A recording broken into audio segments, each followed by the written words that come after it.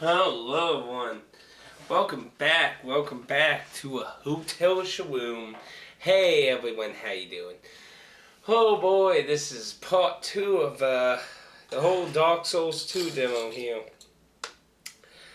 And has it been a crazy week. My first video was my first day on Thursday playing it. And it is Comic-Con is over now, and I've played it every morning except for Sunday. On Sunday, I went to the Sega panel, and then spent the rest of the day at Dark Souls 2, because there was virtually nothing else to really do that was new or interesting. So I basically spent the rest of the Sunday just at there. And I pretty much think I know the demo inside out. I know that's kind of tough to say, but I like to think I kind of mastered it. I got to kill the boss, the Mirror Knight, twice. And I've gotten to try every class. Of course, I obviously went with the Sorcerer on learning the demo and that. And once I killed the Mirror Knight the first time, I went ahead and tried some of the other classes. So, let's first go into more depth about the demo itself. The demo, I'm curious if the demo, because from where you begin in it into the boss, is really not a lot of stuff in the middle there. It seems like they kind of took one area, made a warp point, and took you to another area. I think the two areas you're in the demo might not even be completely related to each other, possibly. But obviously we'll have to wait until we either see the full game, or if they make a more coherent demo. But the two areas kind of don't have the exact same kind of artistic touch with each other, if you know what I mean. And whoop, there goes Kanji. Well, he had to go to the TV world. I'm sure there's someone to save down now. It's like, whoop, okay. But, so, the first part of the demo, you saw it out in the room, and like it's in all the trailers and stuff. It's footage that the public has seen. Basically, you're in a room, you go down a hole in a ladder, and you fall down. There's a bunch of undead knights. Then the dark room where you use the torch, and it shows all the brutal murdering of the player inside this dark room. And that's pretty much all the common stuff. After that is where it all starts kind of being a little more flaky. I don't remember seeing a lot of footage of the area out of the dark room. There's an outside area with a wooden bridge, has a wooden bridge, and a building now. Now the building has a bunch of weird humanoid guys that look awfully sickly, but they don't look undead unless they're really upgrading the phases of the undead course. They don't look hollow, but they don't look very healthy, and they have kind of a Spanish Inquisition kind of hat. The Spanish Inquisition! But, after that, you can go to the roof of that building, or you can keep going forward, which will lead you into an ambush of 3 black phantoms, which are 2 of the undead knights and 1 of the big turtle dudes. After either ignoring them or killing them or whatever you choose to do, there's a bonfire, and that bonfire, I remember when they showed the bonfire stuff in that one video, a lot of people were very curious about the weird animation that looked like you were dousing the fire. In this demo, that animation was warping to the next part of the demo. So either A, that was just something for the demo, or B, apparently either it's just for looks, or you douse files to warp. And that leads to me to some interesting ideas, though. I mean, does that mean, like, there's kind of a penalty for warping? Like, if you warp to a bonfire, it turns unlit, and maybe you can't warp back to it or something? or maybe you have to reactivate it. There could be a few different things under that, but sadly the demo doesn't really go into that. It does that weird dousing animation when you go warp into the next area, which is inside a dark building, and it has a hallway. Now, I found two interesting things about the enemies before the Source War. Now, there were a bunch of statues on the side kneeling. And oh my gosh, some of them come to life. Shocking, I know. But here's something interesting. First thing, some of the statues don't have heads. And I think that's a clear way of identifying which ones are alive. Another thing I tested out was attacking them before they came to life after, I realized they come to life. In future plays I did during the course of Comic-Con, I actually ran up to them while they were still just dormant and seeing what would happen. They take massive, like almost fatal hits, and I was a sorcerer. Or was I was either the Sorcerer or the Temple Knight. And they took like massive damage. Almost like one hit kill practically from being hit like that. So I was able to actually kill two of them like that and then had to fight the other two like regular. These things I entitled Wook Knights because they have heads of a horse like a chess piece. So I refer to them as Wook Knights. But they are a bit interesting. They, along with the normal kind of melee combos, they can do this weird twirly kick at you. Like, I believe it's like 2 kicks, and then they can swing the weapon at you. So they're really a very stamina-consuming enemy to block. They are possible to backstab. It is tricky, but they can be backstabbed. The Sorcerer, I find the Sorcerer wasn't even near as difficult as in the footage, because this hallway is another part of the game that's been shown publicly, and it's not as fancy trailer. The knights and that have been shown and that. The Sorcerer kind of like made out to be really threatening in that trailer. I don't really feel he was. He's incredibly easy to backstab. Actually, maybe even easier, for me to backstab than the Undead Knight. So maybe I just got lucky. His magic is powerful. You can block it, obviously, to lower the damage. But as far as I can tell, once you get close up, he's pretty much slaughtered. Now, I really do, like I believe I mentioned in the previous video, that basically I really do think the demo is probably made to be easier than what it will be in the actual game. So that would probably, if thus true, then the Sorcerer is probably more fatal. But in the actual demo, he wasn't very imposing. After getting with him or running by him, which is funny actually, there was actually, before I talk about the Mio Knight, there's actually a lot of interesting shortcuts. In the dark room, there was a way to actually blow up the wall and just skip everything I just talked about and go straight to the bonfire from the dark room. There was a wall near a undead guy who's throwing firebombs. Obviously with the Sorcerer, it's the easiest. He has a fireball spell in the demo, so you could kill the targets and throw a fireball from a safe distance. If not, then I didn't try. I debated about trying it, but I didn't try it. But I would assume if you either stabbed it with the torch or made the firebomb throw a bomb over there, it would also explode. But that would be putting yourself in danger of the explosion, obviously. But that's one way to skip a shitload of enemies, which was a necessity if you wanted to kill the Mio Knight. Because they kept changing the rules, 5 minutes, 1 death, 2 deaths. They got to the point where it was like 5 minutes or 1 death. So if you even got 30 seconds and you died, you got kicked off. It was ridiculous. I wish they really made a concrete rule.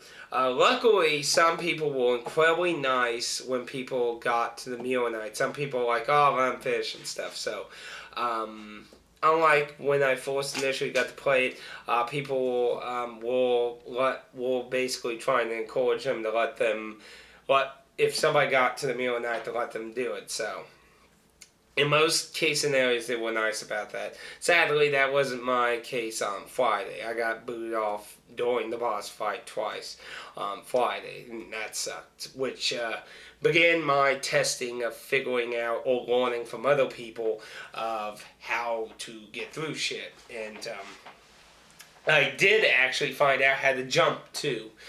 They completely changed jumping. You have to run while moving and click in the left analog stick, and you'll do just a small leap. It's not even as near as far as it was in Dark Souls, but you can jump. So, and that leads to the next shortcut. Well, I did not see one that somebody claimed I heard by you. Somebody claimed the little valley area past the dark room.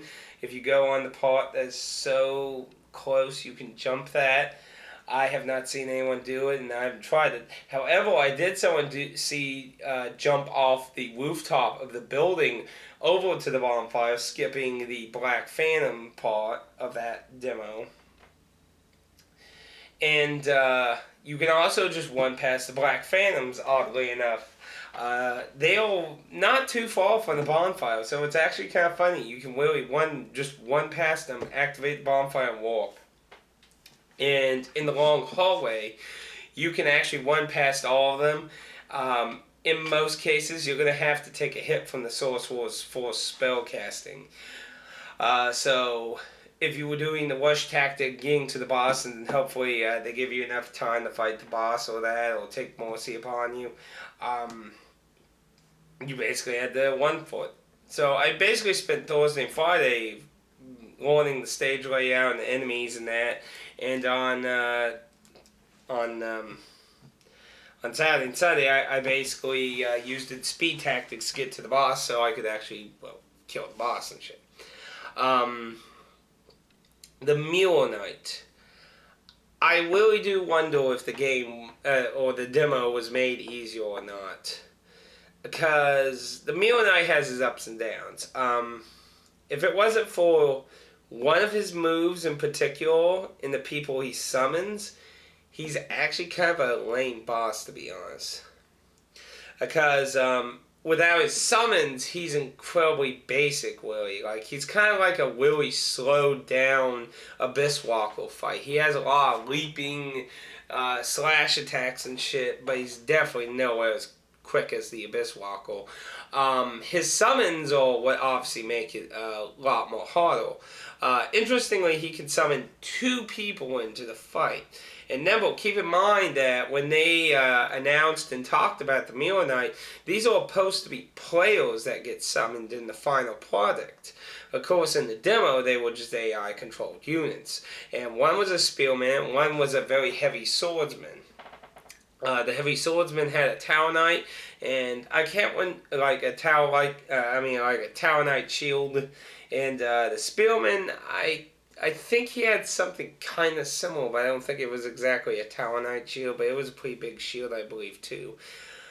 They weren't very hard. They were pretty easy to, like, if you needed a second to cast or heal something, wait for the Mule Knight to waste a turn, move near his summon, and let him, like, look like he's about ready to start move, get away, use your item while he's busy attacking thin air, so they're not too hard. Having 2 in the Mule Knight make things very difficult, and they're not incredibly hard to kill if you're using a very strong weapon. So the melee people, once you knew what you were doing, they were pretty easy to kill. The Sorcerer has a little more trouble if you're trying to save casts for the boss, but if you use shortcuts and that, you can save your casting spells.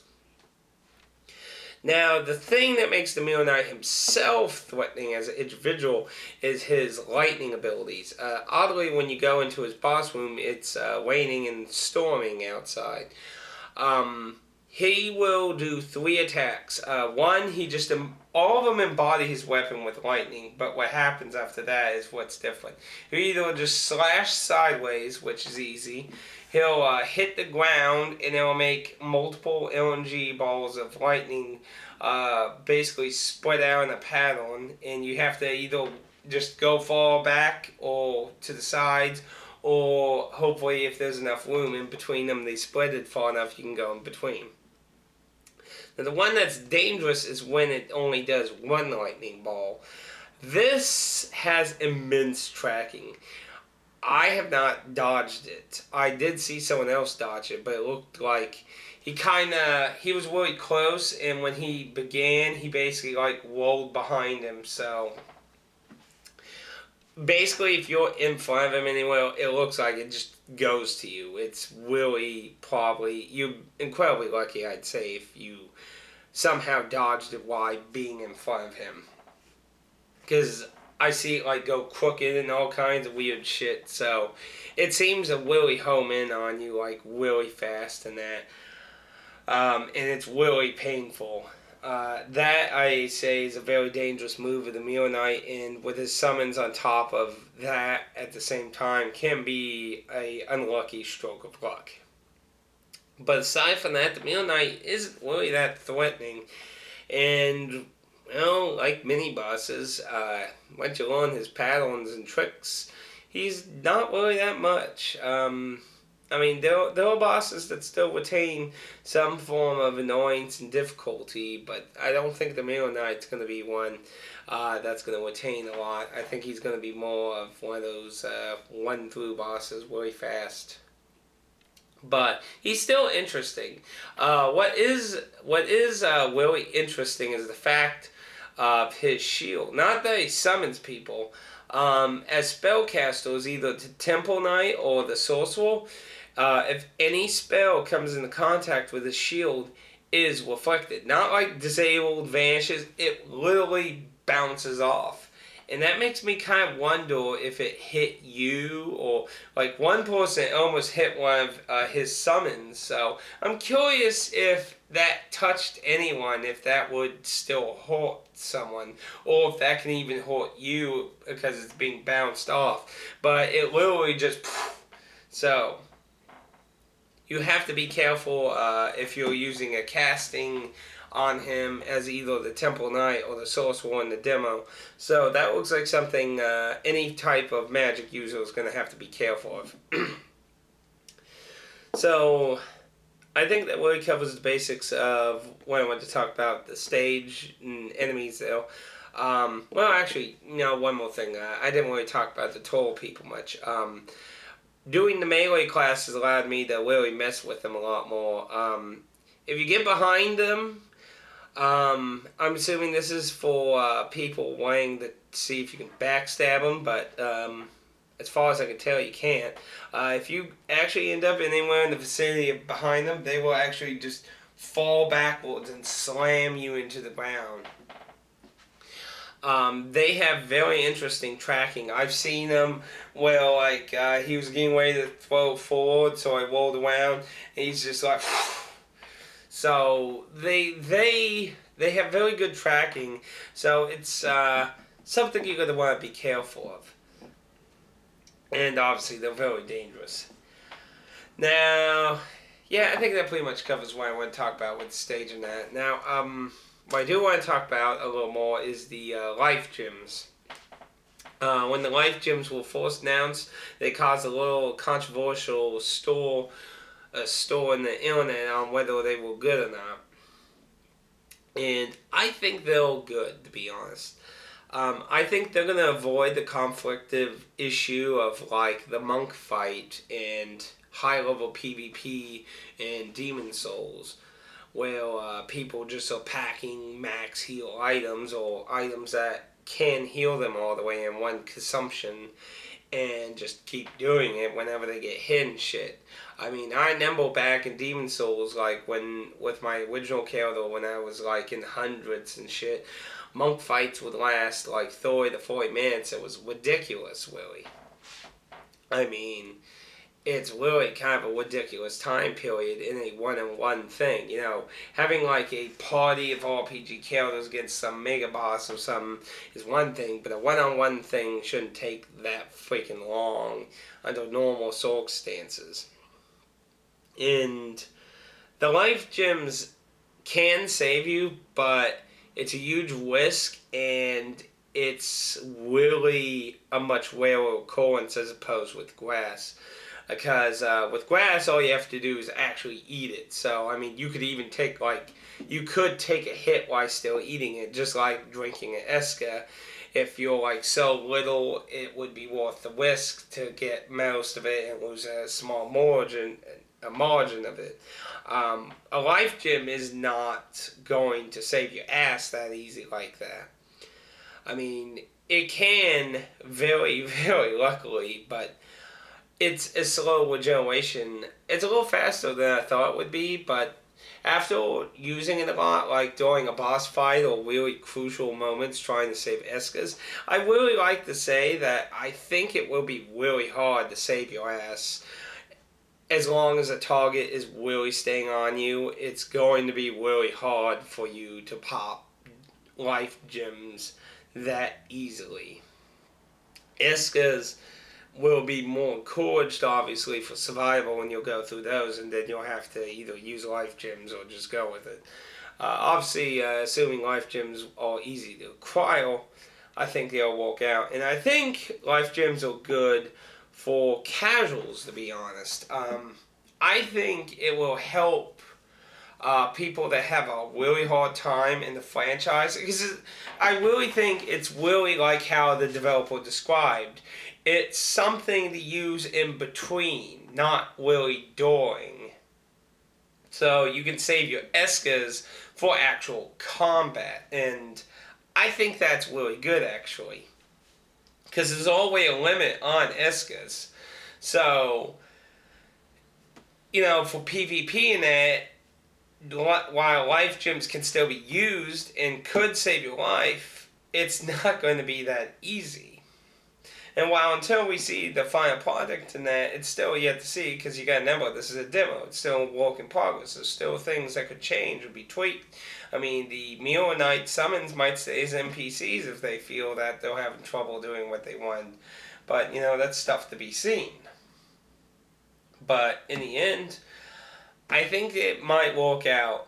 I think for people who really like the online, the PvP, the invasions, the unique different ways to help and kill people and kill killers will be less destructive like grass was in Demon Souls, but a little nicer for people who might not actually be as interested in that. Of course, it was recently announced. I don't remember how long ago, but it was one of the later, well, not final, but one of the newest announcements was that you can be invaded even if you're undead. So you can no longer really stop invasions at all unless you play offline mode. So that's kind of a mixed thing. For me, I don't think it's going to matter much. Like, if the game was still like Demon Souls, I would find it bothering. I won't lie, I found the random evasions a lot more annoying in Demon Souls, because I really found the black and white structure of the online too limiting. That's what I really liked at the Covenants in Dark Souls. It offered so much variety in PvP, duels, hunting innocent people, or hunters to hunt the sinful, people who protect an area. There's so many different forms of PvP. There's even, the Grave Lords who just basically troll the freaking hell out of people. You have such a strong way, and it really makes it a lot more open and variety filled, and I'm confident that Dark Souls 2 will continue that trend of different unique ways of invading or protecting or hunting down those who are sinful, and I look forward to that for sure. Obviously the demo had nothing to do with online. Being there in New York with no real internet access, I don't know how the PS3 beta thing for the online's going. It'll be interesting when I get home to see if Marcus or somebody has made any interesting videos about that. I look forward to hearing good stuff about that, hopefully. To go into the classes, the Sorcerer, I'm pretty sure for the demo, just he had a shitload of spells, the kind of amount like spells you would have being high leveled. So I'm pretty sure he had that many spells just for the demo, just for the sake of testing him out. So the Sorcerer had a equivalent of Soul Arrow and Heavy Soul Arrow. Something interesting to note with magic is the heavy no longer just makes you smack with the wand or your casting utensil. There was actually a heavy cast. It does more damage, but it consumes more stamina and takes a little longer to cast. So that's actually kind of interesting because I found, well, obviously to be more used for the cast, heavy to do more damage to save more casts, but obviously every situation, like if you get ganged up by a whole bunch of people, you can't just be like, boom, boom, you know, you're gonna get mauled really fast doing that. So, the next spell I believe was the one that has like blue beam that splits off in streams. And for the first few days, I couldn't figure out what the fuck it did because all I saw was a blue ball go up. Apparently, the ceiling stops it. You need to use it in the outside areas. It became useful in the boss room, in my opinion.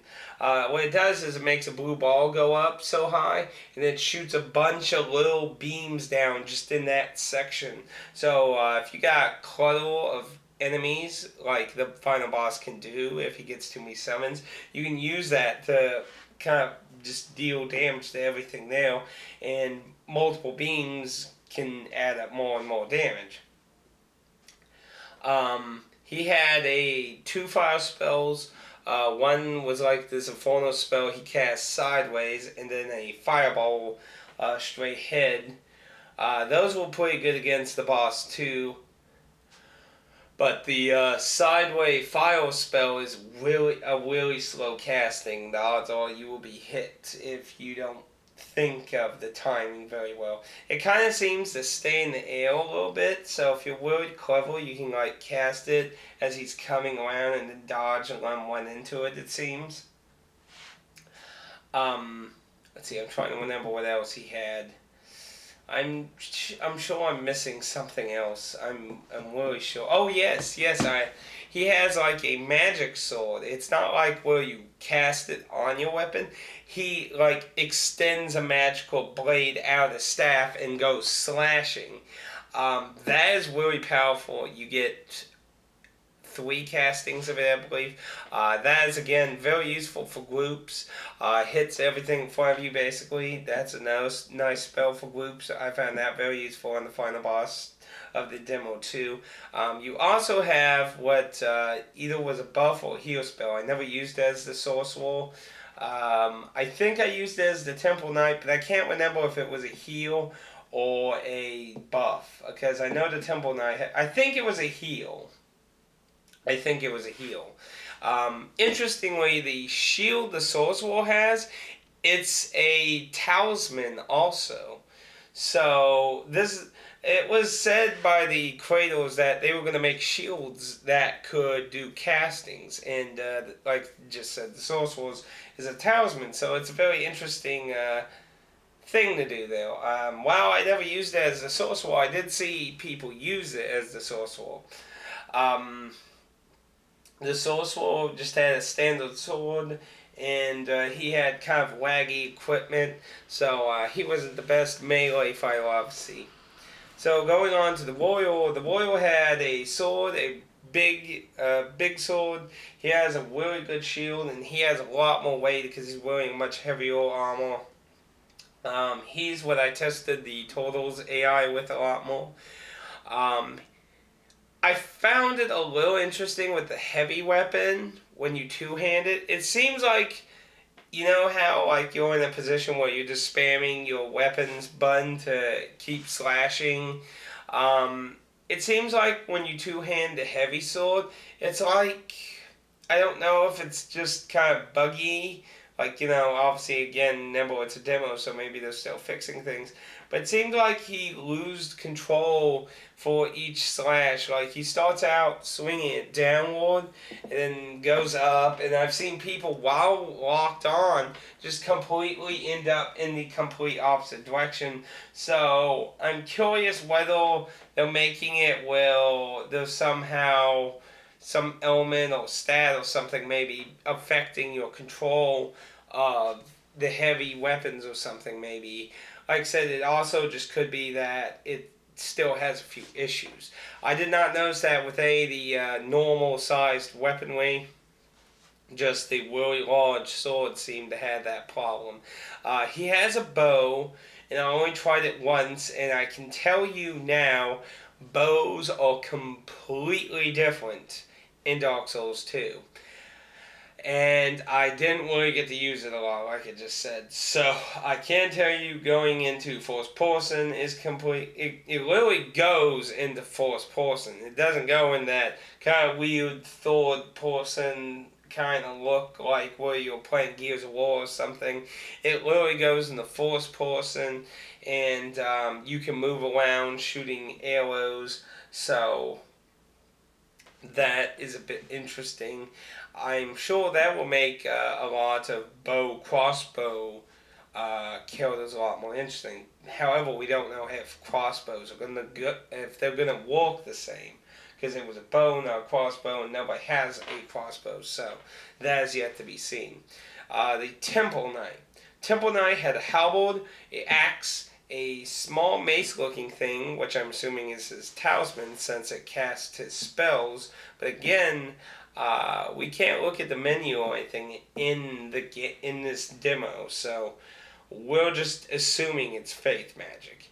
And then he has a shield, and he has nothing else in his shield hand. The halberd, I didn't like the halberd in Dark Souls 1. I liked it in Demon Souls. It seems a little more interesting in Dark Souls 2 as opposed to Dark Souls 1, in my opinion. But that's just me. Different people have different tastes of which one's weapons. I mean, rapiers worked like spears in Dark Souls and Demon Souls, where you can have the shield out and stab. So I mean, the weapons have changed here and there in each version. So I'm sure the trend will just continue. So halberd seemed a bit interesting. You can still do a circular attack, hitting everything around you. Stamina consumption's pretty what you would expect. The hand axe isn't like, say, like the pyromancers. It's a pretty intimidating looking hand axe. It kind of looks like something I would see a Viking hold, perhaps. I found the hand axe much more better for multiple targets and the halberd better for one-on-one, because the stamina consumption the halberd had made it a lot trickier to take on more than one target at a time. So it was kind of a nice change there. And while he doesn't have nearly as much spells as the sorcerer, he does have some. He had a really powerful lightning spell that basically when you cast it, it hits the target and it does multiple electrocutions, and each one does damage. So it did like 800, 900 damage to a target. So that was pretty good, but you only got like 2 charges that. Then he has 10 charges of a spell that looks a lot like the one the sorcerer in the demo uses, that shoots a dark energy ball that homes out to the target. You get 10 of those. Then you had a spell that casted some yellow orangish buff on you, which I have no idea what it did. But being a buff, obviously it was a good thing for whatever it hopefully did. And then he had a heal spell, which I'm pretty sure is the spell the sorcerer had. The miracle that he had for his shield. The Temple Knight also had a lot more weight to him. He has a very interesting armor set. I really like the robe he has and his helmet. Very nice design, to be honest. He had a lot more weight to him, in my opinion, than the Royal, but I found him a lot more interesting. I think if you ever got an opportunity to play this demo, I think the Temple Knight's the most interesting character to try because he has a little bit of everything. Not not literally everything. He doesn't have a bow, but I mean, I think he has more variety than all the others. He has two complete different types of weapons. He has a magic casting tool. He's capable of blocking, and so you kind of get a little of the basics, but obviously not everything. You don't get a bow. There's still nobody has a crossbow, so there's a lot more things you can test around with him. I did like the Temple Knight, so that's something I might try building a character around myself when the game comes out. And the Dual Wielder was the last class I tried near the end of the day. Shockingly, I wasn't good at. It was interesting to try him though. I do look forward to seeing dual wielders in the game, but I can definitely see myself not being able to do dual wielding properly. But I did find I missed a little, and it seemed like there was one test I wanted to outright see.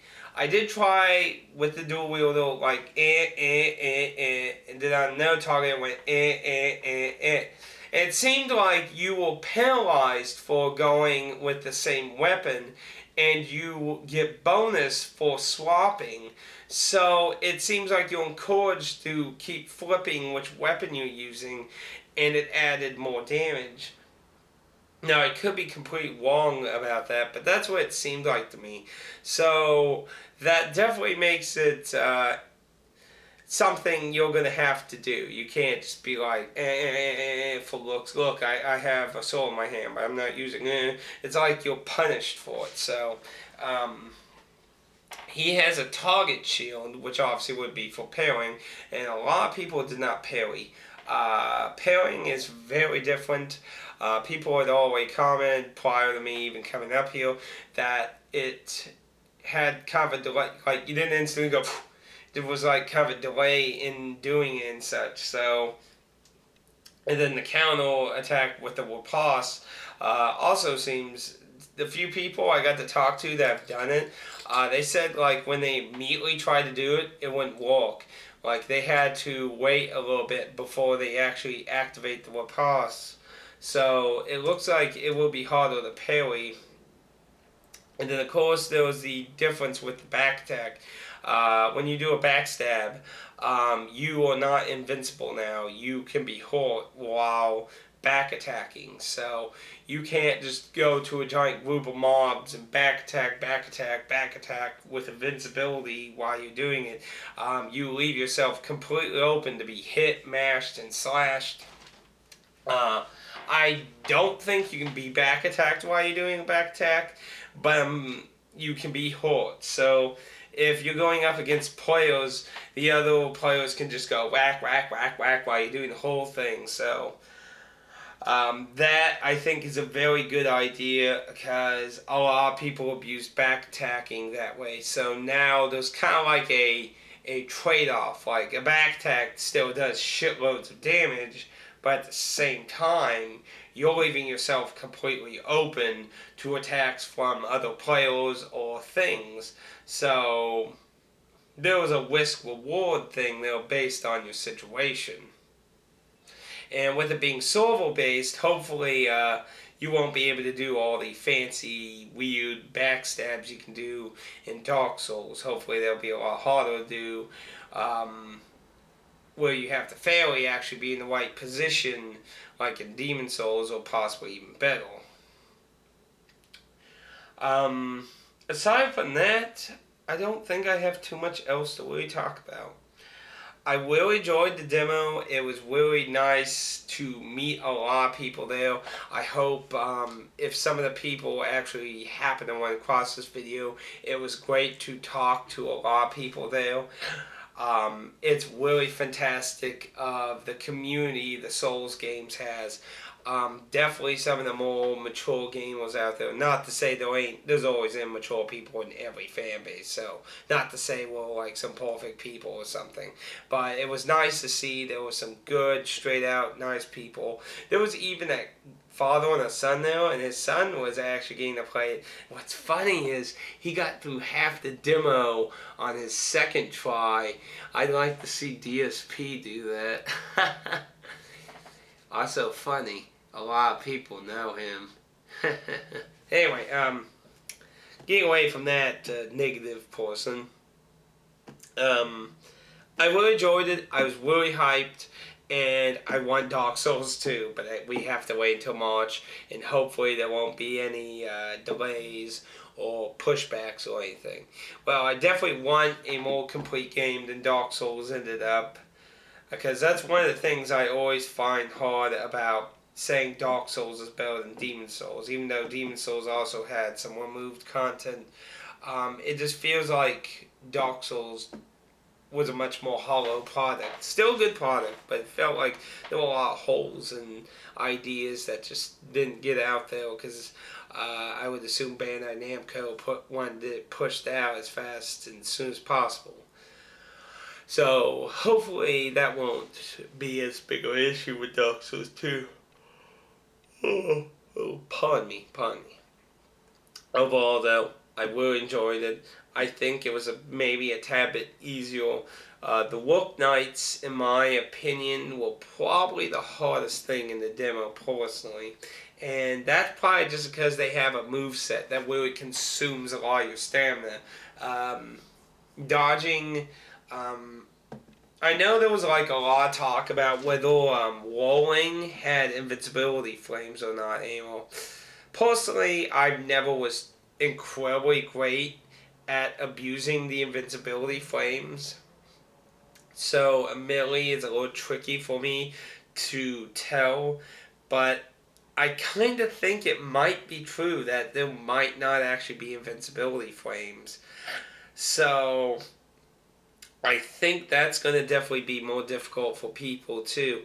The Wook Knights do consume a shitload of stamina if you block them, and since when you run into them, they're in a group of 4, it's pretty difficult to dodge all of them. On a one-on-one, I would pretty be sure, considering how their combination goes, I would be pretty sure you could dodge them. On a one-on-one, but a 1-on-4, 3, even, I think that would be pretty tricky. But overall, it was really enjoyable. I really liked it. I still think it might be probably a little easier than what it's going to be in the final product, but it's still good. It's still fun. I'm glad there was a good number of people that killed the Mule Knight. As far as I've seen, about like 30 of us killed them. I'm sure there's more because I wasn't there all day on each day. So I'm sure there was probably a good decent amount. Probably 100 people probably got to kill the Mule Knight. If I was to base it, because I went there every morning, and then on Sunday I spent like all the day except for the morning when I was at the Sega panel. And I'd say about 30 people killed it in that time frame. So if you consider like all the time I wasn't there, I'd probably say anywhere between 60 to 100 people probably got to kill the Mule Knight during Comic-Con. Maybe even more. I mean, it really depends. But there was a good number of people that got to kill the Mule Knight. And I got to kill him twice. On Sunday, I was so really awesomely hyped killing him the first time. I had so much adrenaline rush. Like I was playing Resident Evil 2 for the first time again. Like all my legs, I just have to keep jiggling my leg all the fucking Sunday. But yeah, exciting. That's what I thought and what I have to say about it. It's a real shame you couldn't access the menu to look at your weapons and your stats. I really wanted to look at a lot of that, but sadly you can't in this demo they had at Comic-Con. So hopefully in the online beta thing there'll be more stuff to find and explore, and I look forward to hearing the people who get to do that. Hopefully I might be able to get into the second online beta which I think was on the 22nd. So we'll have to look forward to wait and look and see if that happens. I would really like to get in that. But either way, that's my thoughts on Dark Souls 2's demo, which is the Tokyo Game Show version. If you have any questions you would like to ask me that I might be able to answer relating to the demo, or my opinion that I haven't really gone over, feel free to leave a comment and I will gladly tell you what I think or try to answer any question you think I didn't really talk about that might have been in the demo. Either way, I hope many of you out there are looking for the Dark Souls 2 just as much as I am, because I can tell you, there aren't a lot of games that make me really hyped that much anymore these days. So I look forward to it. I hope I'll see you all online in March, and we'll go and hunt down more dark demons for those souls.